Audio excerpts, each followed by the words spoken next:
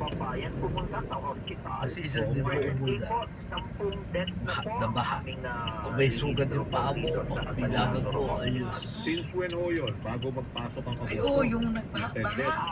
August po Sabi to, siyempre, kasi ang August lang, binibilang po papasok namin, yes, sa ano, August lang po to, may kasi ang bibilhin binibilang po sa namin labas. yung July 21 Tapos may po sugat na pala yung pagluto paa. sa paa. July 21. So, ibig sabihin, ang tama ho ba, as of August 5, ali kahapon ito, 45 na leptospirosis patients ang nakapagpay dyan.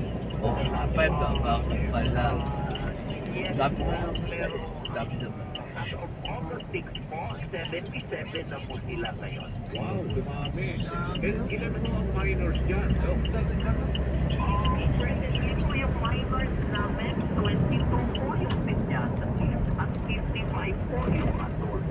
Unfortunately sa pediatric,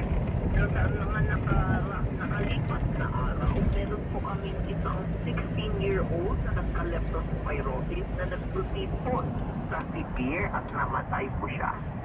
Grabe, no? Ito kasi, di ba, ang normal na, pag ang symptoms kasi, di ba, ng leptospirosis, para gusto mga nakikinig, hindi ko kaagad nagmamanifest ko, di ba, Dok? Ibig sabihin, mga after a week or 2 weeks pa, di ba? Hindi Yeah. kaagad lalam natin, di ba?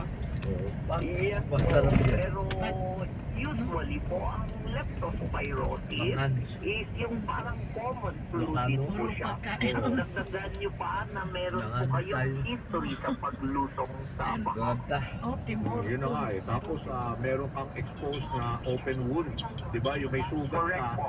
tapos wala Correct kang po. bota, and then lumusong ka. So, Walang ibig bota sabihin, daw. sa unang gabi, wala kang mararamdaman. Pero, ano ang dapat yung, para sa mga nakikinig, ano ang dapat nilang gawin? Let's say,